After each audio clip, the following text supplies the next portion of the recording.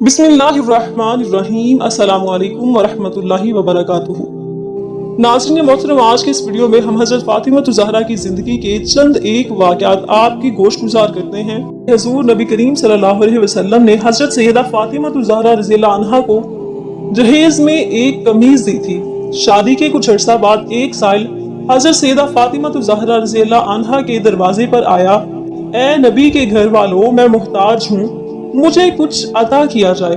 حضرت سیدہ فاطمہ الزہرا رضی اللہ عنہا نے ارادہ کیا کہ وہ اپنی پرانی قمیض اس کو دے دیں۔ پھر خیال آیا کہ اللہ عز و جل کا فرمان ہے کہ تم اس وقت تک فلاح نہیں پا سکتے جب تک تم اپنی وہ شے راہ خدا میں نہ دے دو جو تمہیں بہت عزیز ہو۔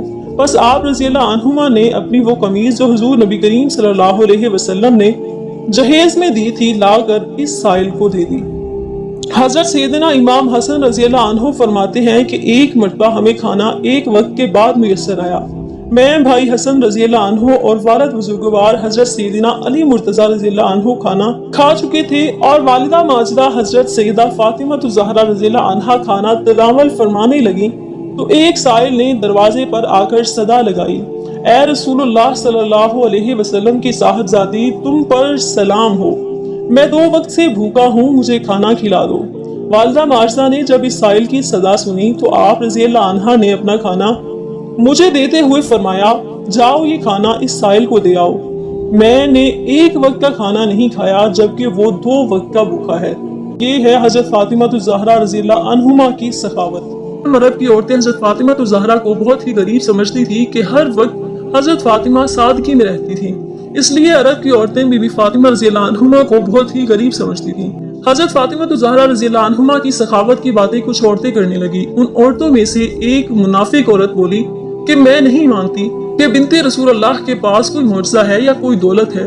اس بات کو جاننے کے لیے وہ منافق عورت حضرت فاطمہ رضی اللہ عنہا کے گھر پہنچی۔ آپ رضی اللہ عنہا نے دروازہ کھولا، اس عورت کو اندر بلایا، صحن میں بٹھایا۔ وہ عورت بولنے لگی: اے بنت رسول، آپ کی سخاوت کے چرچے سرعام ہو رہے ہیں، آج میں بھی چاہوں گی کہ آپ مجھے کچھ دکھائیں۔ حضرت فاطمہ رضی اللہ عنہا فرمانے لگی کہ اللہ تبارک و تعالیٰ نے ہر انسان کو وہ عطا کیا ہے جو اس کے لیے بہتر ہے۔ اے عورت، وہ نعمت دیکھو جو اللہ تبارک و تعالیٰ نے تمہیں جسم کی صورت میں عطا کی ہے، ان نعمتوں کے آگے دنیا کی دولت کچھ بھی نہیں ہے۔ وہ عورت بی بی فاطمہ رضی اللہ عنہا کی باتوں پہ ہنسنے لگی اور کہنے لگی: میں آپ کے گھر پہ دولت دیکھنے آئی ہوں۔ وہ عورت کہنے لگی کہ آپ مجھے کوئی دولت یا معجزہ دکھا دیں تو میں مان جاؤں گی کہ آپ کا بابا اللہ کا رسول ہے اور آپ کا خاندان سچا ہے۔ حضرت فاطمہ رضی اللہ عنہا نے فرمایا کہ وہاں پر میرا مصلی رکھا ہے جس پر میں نماز پڑھتی ہوں، اس کو ہٹا کر دیکھو تو تمہیں تمہاری مراد مل جائے گی۔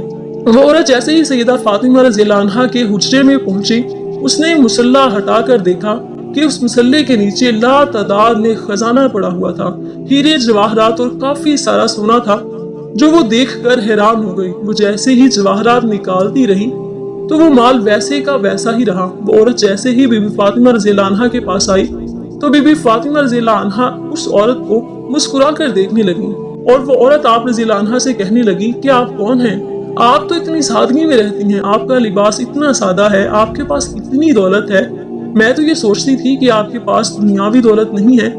بی بی فاطمہ رضی اللہ عنہا فرمانے لگی کہ اللہ تبارک و تعالیٰ نے دنیا کے تمام خزانے اہل بیت کے قدموں میں رکھ دیے، اور اللہ کی مرضی یہ ہے کہ ہم سادگی میں رہیں تاکہ کوئی بھی شخص سادگی اختیار کرنے میں کوئی شرم نہ کرے کہ اس دنیاوی دولت کا تو آخرت میں سخت حساب دینا پڑے گا۔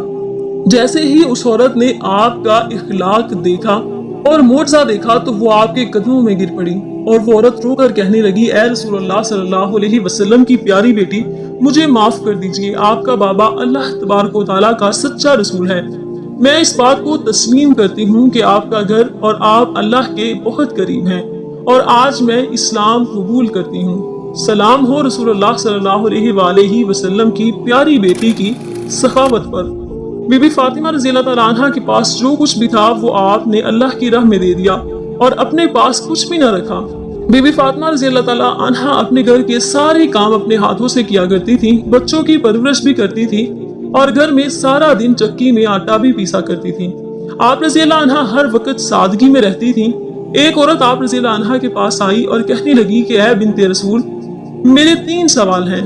پہلا یہ کہ کوئی ایسا عمل ہے جس سے انسان کے سارے گناہ معاف ہو جائیں۔ دوسرا سوال، اللہ تبارک و تعالیٰ کے نزدیک سب سے افضل گھر کون سا ہے؟ اور تیسرا سوال، انسان اور جنت کے بیچ فاصلہ کتنا ہے؟ یہ بات سن کر بی بی فاطمہ رضی اللہ عنہا فرمانے لگیں کہ میں نے اپنے ابا حضور صلی اللہ علیہ وسلم سے سنا ہے کہ اپنے والدین کی خدمت کرنا ایک ایسا عمل ہے کہ اللہ تبارک و تعالیٰ انسان کے گناہ ایسے معاف کرتا ہے جیسے آگ لکڑی کو ختم کر دیتی ہے۔ اور تمہارا دوسرا سوال تھا کہ اللہ تبارک و تعالیٰ کے نزدیک کون سا گھر زیادہ افضل ہے؟ جس گھر میں عورتوں کا پردہ جتنا افضل ہوگا، اللہ کے نزدیک اس گھر کا مقام بھی اتنا ہی افضل ہو جائے گا۔ میں نے اپنے ابا جان سے سنا ہے کہ جیسے جواہرات کے لیے صندوق ضروری ہے، ویسے ہی عورت کے لیے پردہ ضروری ہے۔ اور تمہارا تیسرا سوال، انسان اور جنت کے بیچ کتنا فاصلہ ہے؟ میں نے اپنے ابا سے سنا ہے کہ انسان اور جنت کے بیچ 1 قدم کا فاصلہ ہے۔ وہ عورت کہنے لگی، اے بنت رسول، یہ کیسے ممکن ہے؟ تو اس کی بات سن کر بی بی فاطمہ رضی اللہ عنہا نے فرمایا، اے عورت، اپنا 1 قدم اپنے نفس اور خواہشات پر رکھ، تمہارا دوسرا قدم جنت میں ہوگا۔ اللہ ان پر اپنی شان کے مطابق رحمت نازل کرے۔ آخر میں اللہ سے دعا ہے کہ ہمیں حضرت فاطمہ الزہرا کے اسوہ حسنہ اور نبی پاک صلی اللہ علیہ وسلم کی پیروی کی توفیق عطا فرمائے۔ آج کی اس ویڈیو میں ہم نے حضرت فاطمہ الزہرا کی زندگی کے کچھ واقعات آپ کے گوش گزار کیے ہیں۔ امید کرتے ہیں کہ ہماری آج کی ویڈیو آپ کو پسند آئی ہوگی۔ ویڈیو کو لائک بھی کیجیے گا اور شیئر بھی کیجیے گا۔ کمنٹ باکس میں حضرت فاطمہ الزہرا سے اظہار محبت کے لیے چند الفاظ ضرور تحریر کیجیے گا اور ساتھ میں چینل کو بھی سبسکرائب کر لیجیے گا۔ جلد ہی حاضر ہوں گے ایک نئی ویڈیو کے ساتھ، تب تک کے لیے اپنا بہت سارا خیال رکھیے گا۔ اللہ نگہبان۔